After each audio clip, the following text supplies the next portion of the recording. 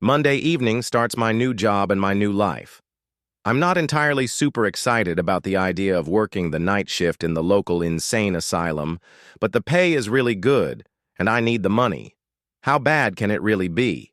I just sit at the desk and make sure nobody escapes their chambers unless it's to use the restroom.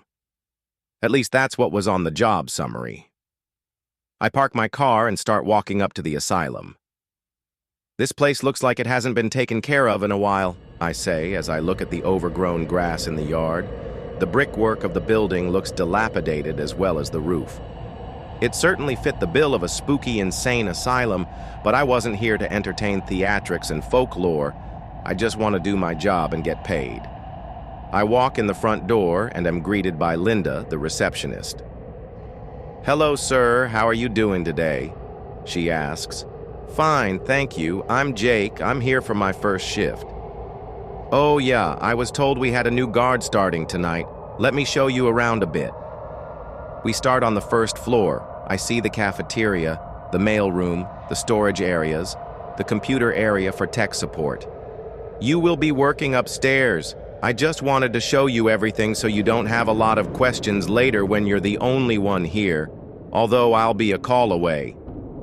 "Sounds good to me, haha," I replied. Linda opens a set of double doors that lead to a stairwell. "This is the stairwell you will be using to get to your station for every shift. Remember where it is." "Got it," I replied. We walk up a couple flights of stairs and get to the second floor. Linda opens the door, gesturing me to enter. I do as so. I immediately hear lots of yelling and chatter. "This is the wing A of the patient-holding cells. You will need to monitor all three wings, A, B, and C. The nice thing is, your desk has a computer showing wing B and C, so you don't have to constantly be on your feet looking around."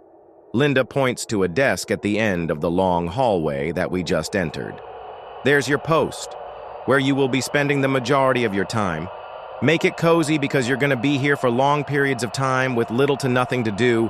Just don't fall asleep." I laughed. "Haha, I can definitely do my best with that one."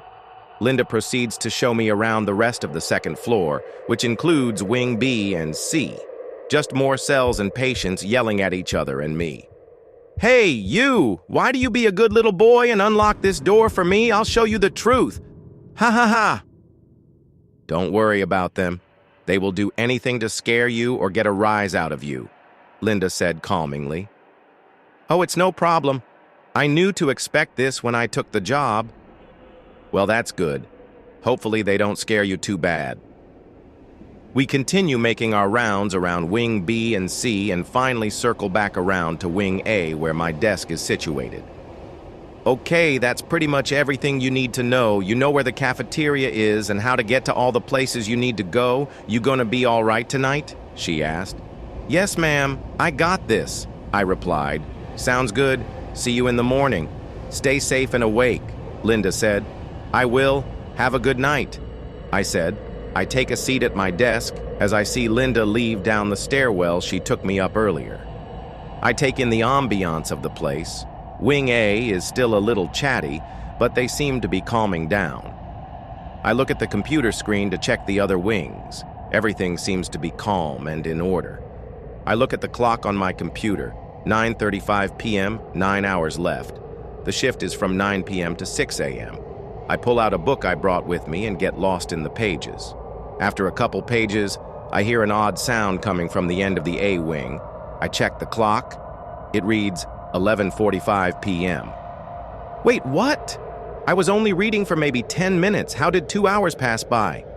I got a little freaked out, but realized I must have fallen asleep. I decided to go make my rounds around the three wings since I apparently fell asleep for 2 hours, which is quite frowned upon for this job. At this point, most of the inmates, or patients for a better term, had gone to sleep for the night. As I'm walking down wing B, I hear that same odd sound coming from wing A. I turn back around. "Hello?" No answer. I go back to the A wing expecting someone to be fooling around in their cells, but the hall is completely clear and everyone seems to be asleep or keeping to themselves quietly. "Get a grip, Jake.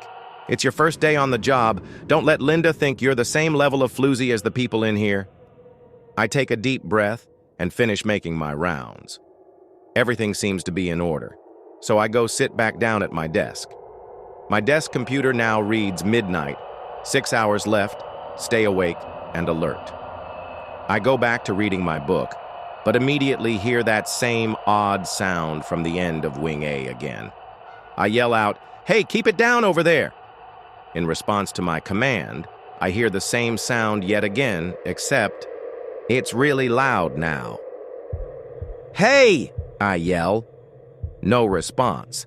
I get up from my desk and take a walk down to where I believed the sound was coming from, expecting it to be a patient, wanting to cause a fuss for the new rookie guard.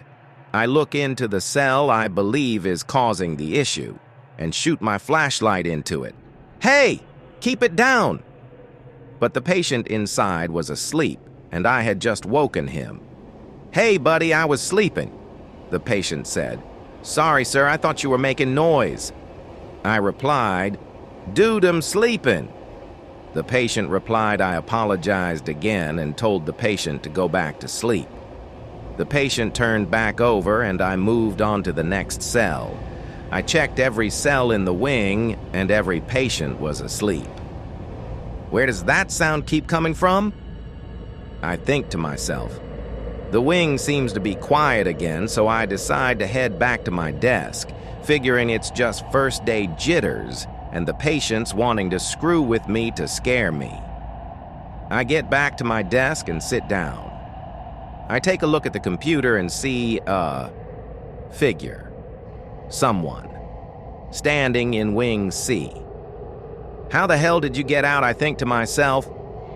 I get up and head towards Wing C, getting my baton out just for personal safety, in case the patient tries to attack me. I get to Wing C expecting to get into some kind of altercation with the free-running patient. I turn the corner to Wing C.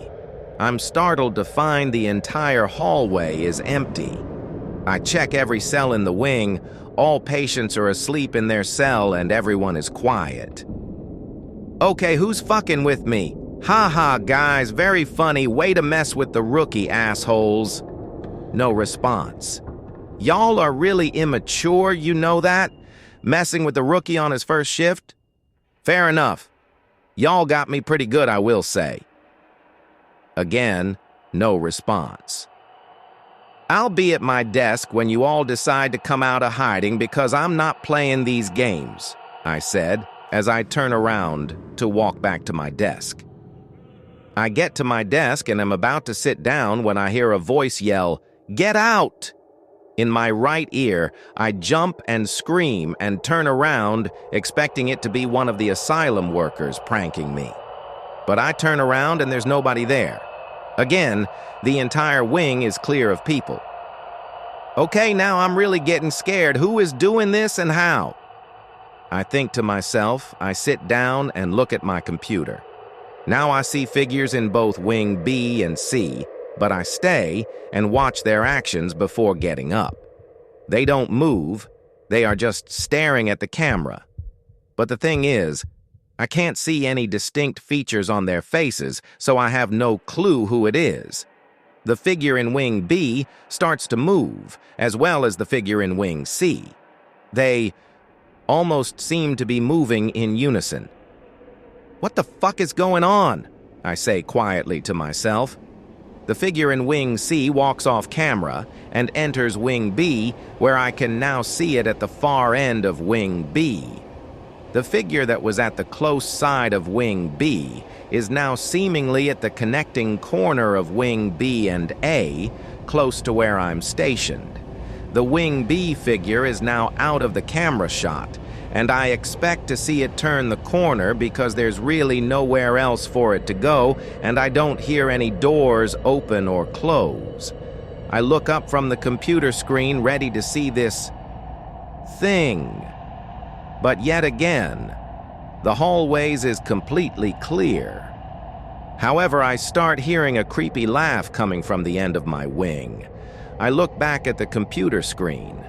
Both Wing B and C are clear of the figures, but now I hear laughter coming from two different directions without seeing a source of the laughter. Now I'm really freaking out. Is this place fucking haunted? I said to myself. The laughing continues to grow louder, and I stand up in terror as I can't see what is laughing at me, even though at this point, the laughter doesn't seem more than a few feet away from me. The lights above me start to flicker, and before I know it, my legs get swept out from under me by an unseen force. I scream and try to get up, but something isn't letting me. I fight with every bit of energy I have to get up and start running, but I can't. I'm stuck on the ground while the laughter continues to get louder and louder before it's right in my face. An unseen force begins to lift my legs and drag me down the hall. I'm still fighting and trying to get up, but I've been entirely overpowered by something I can't even see. Am I about to die? I think to myself. I start crying and beg the entity to leave me alone. It doesn't seem to have much remorse for me as it continues dragging me down the hall. Next thing I know, one of the cell doors opens and I'm thrown inside before I can even get up. The door is slammed shut and locked. I could have swore there was a patient in every cell I looked at, I thought to myself.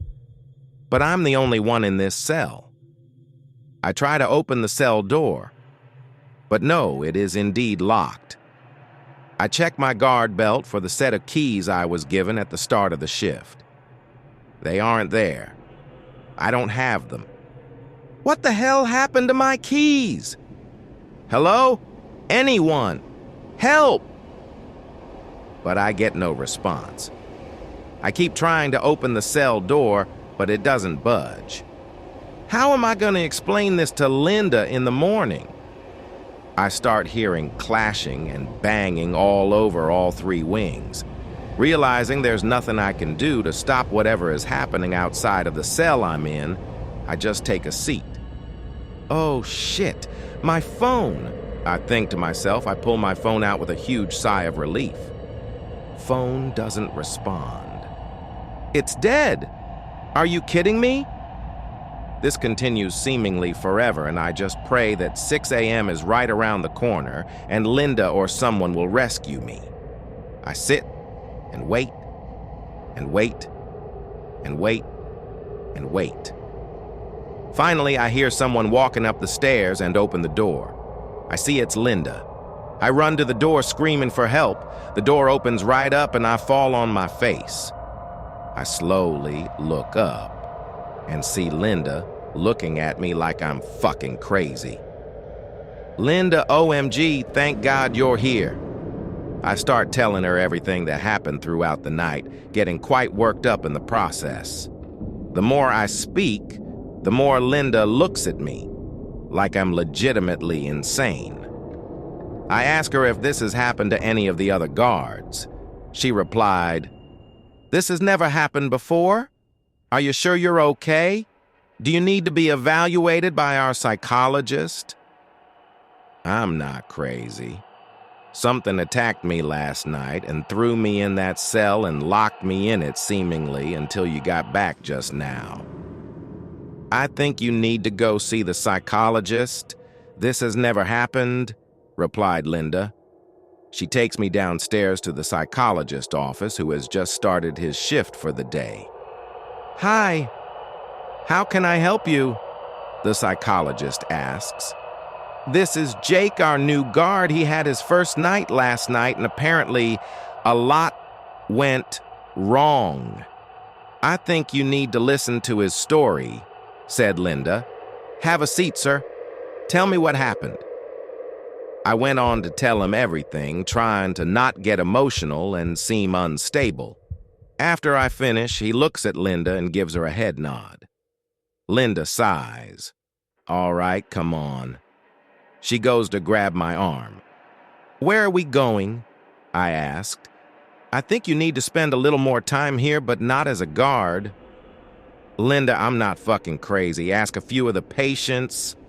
Linda just looks at me like, come on, dude, be serious here.